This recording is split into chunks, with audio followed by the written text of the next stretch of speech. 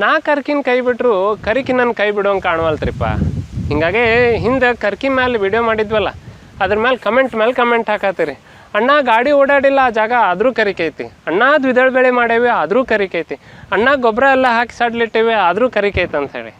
ಈ ಕರಿಕಿ ಪರ್ಮನೆಂಟಾಗಿ ಹೋಗುವಂಗೆ ಒಂದು ಏನಾರು ಹೇಳೋಣ ಅನ್ನಕತ್ತೀರಿ. ಪರ್ಮನೆಂಟಾಗಿ ಹೋಗ್ತೈತಂದು ನಾ ಯಾವಾಗ್ರಿಪ್ಪ ಹೇಳೇನಿ? ಹಂಗೆ ಪರ್ಮನೆಂಟಾಗಿ ಹೋಗಕ್ಕೆ ಬಂದಿಲ್ಲ ಅದು. ಮತ್ತೇನಪ್ಪ ಇಷ್ಟೆಲ್ಲ ಮಾತಾಡತ್ತಿ, ನಿನ್ನ ಹೊಲ್ದಾಗ ಕರಿಕಿಲ್ಲ, ನನ್ನ ಹೊಲ್ದಾಗೂ ಕರಿಕೈತ್ರಿ.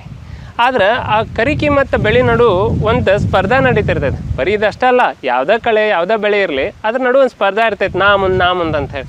ನಮ್ಮ ಕೆಲಸ ಏನು ರೀ, ಕಳೆನ ಜಗ್ಗಿ ಹಿಡಿದು ಬಿಟ್ಬಿಟ್ರೆ ಬೆಳೆ ಮ್ಯಾಲೆ ಬರ್ತೈತಿ. ಒಂದು ಸರಿ ಬೆಳೆ ಮ್ಯಾಲೆ ಬಂದ್ರೆ ತಾನೇ ಸುಧಾರಿಸ್ಕೊತೈತ್ರಿ. ಅದು ಹೆಂಗಂದ್ರೆ ನೋಡ್ರಿ, ದನಕ್ಕೆ ಅಂಥೇಳಿ ಮೇವಿನ ಹುಲ್ಲಚ್ಚೇವು ನಾವಿಲ್ಲಿ, ಇದ್ರ ನಡುನು ಸಾಕಷ್ಟು ಕರಿಕೈತ್ರಿ.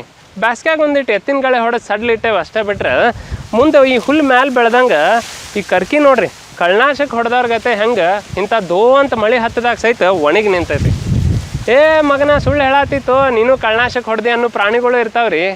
ಅಂಥ ಪ್ರಾಣಿಗಳಿಗೆಲ್ಲ ನಂದೊಂದು ವಿನಂತಿರಿಪ್ಪ, ನಾಳಿಂದ ನಿಮ್ಮ ಹೊಲ್ದಾಗ ನೀವೇ ಪರೀಕ್ಷೆ ಮಾಡಿ ಅವಾಗರ ಬದಲಾಗ್ರ ಅನ್ನೋದ ನನ್ನ ಬೈಕಿ.